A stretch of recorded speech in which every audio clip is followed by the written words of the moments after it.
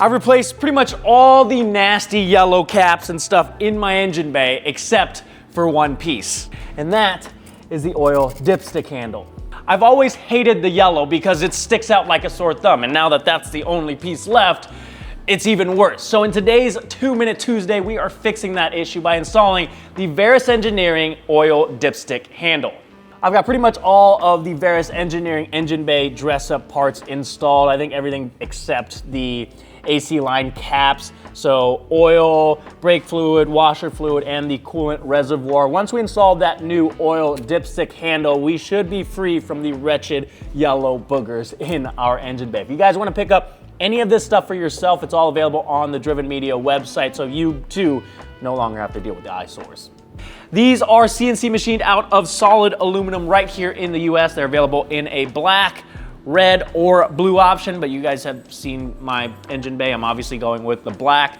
Who knows? Maybe one day I'll switch over to red. We do have to pretty much hack up the OEM dipstick handle, so keep that in mind. You can't go back to this old yellow one, even if you wanted to. Okay, technically that's not true because you could just go out and buy another one, but why? Why would you want to do that? Although I did go out and buy another one just in case I f this up. No, I'm just kidding. I wanted to have these so that I could show you the multiple ways that you could take the handles off. So we have a couple of different dipsticks to work with.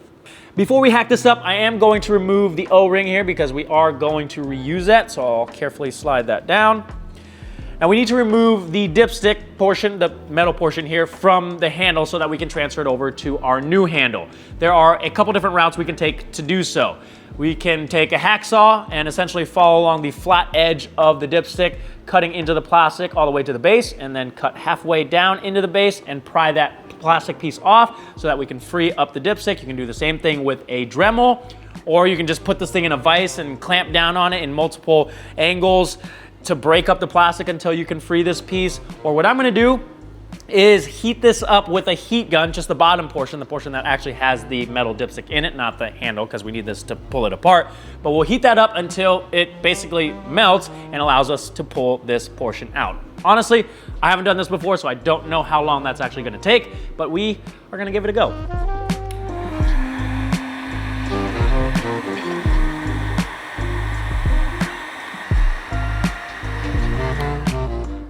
I don't know if that's hot enough, but we're gonna give it a go.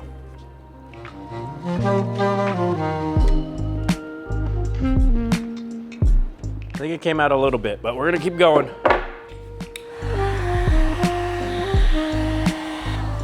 All right, let's give it another go. Oh, come on. Oh no. All right, we got the handle portion off, but now we need to figure this out. Come on, there we go. Oh, it's coming. Come on. There we go. We got it. Only took a few minutes. So the heat gun worked really well. Got that piece out, but let's give the hacksaw a try. I wish I had a vise to hold this instead of a pair of pliers, but we're gonna make do with what we got.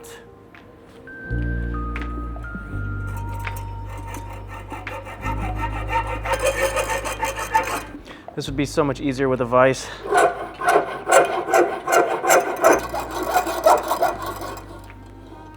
All right.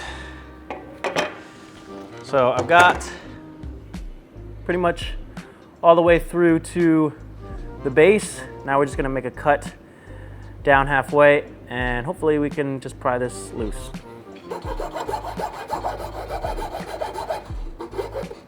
All right, I think we did it. So top portion sawed off, and we can see, let's see if that focuses. Let's see if I can just snap it off. There we go. All right, that actually wasn't too bad. If you guys have a heat gun laying around, that is the route that I would suggest. If you don't, you can also use a hacksaw. It's just gonna take a little bit more elbow grease. You can also use a Dremel if you have one of those. But now that we have the dipstick removed, we need to snip off the tip of it so that it can slide into the base, because right now the holes don't line up. So if you take a close look at it, you'll see indentations on both sides. We want to snip off the top portion right above the hole where the indentation starts.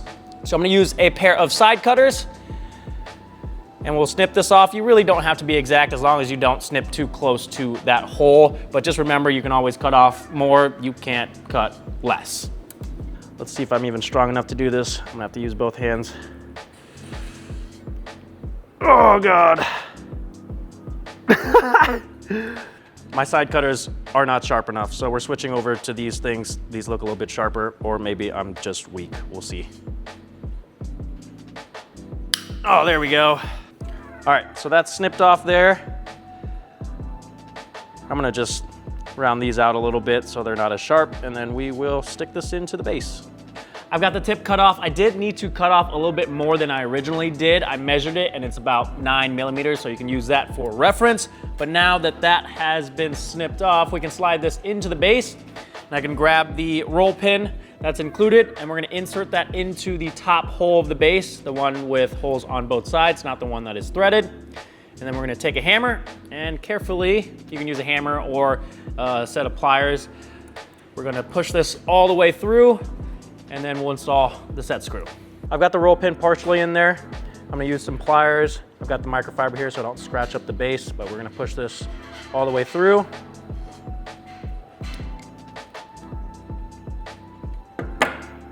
All right, should be good there. Now we can install the set screw.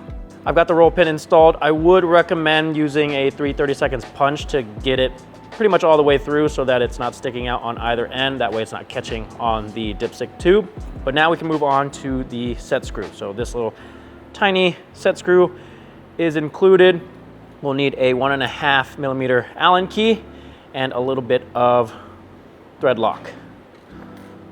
So I'm gonna get this onto our Allen key and put the tiniest amount of thread lock on here. Oh, well, we'll just dab that on there. Okay, let me get this. Now I'm just freaking butterfingers over here.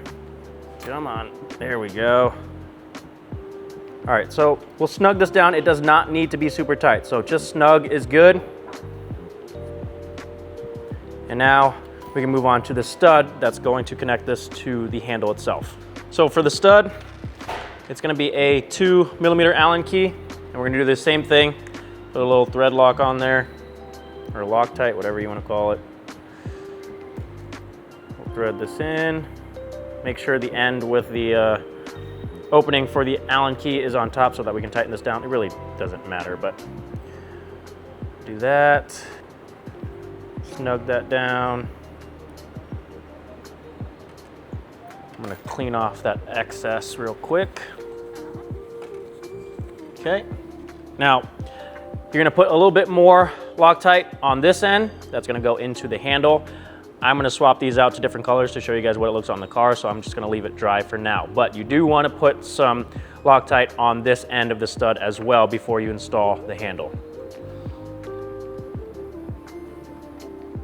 All right, so that just threads on, like so. Tighten that down, and we are good to go. I lied, we're not good to go yet. Don't forget to install the O-ring on here. So we'll just slide the O-ring on and into the groove. Make sure it's seated all the way around. Now we're good to go. Now I can just grab this old one, and we'll slide our new one into place. And look at that.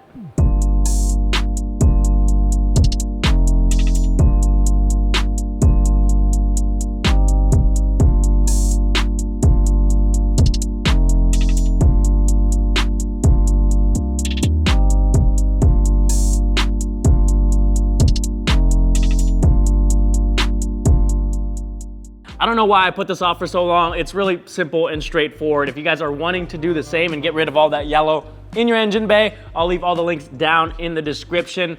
But let me know what you guys think. Am I just being super anal about this, or does this look immensely better?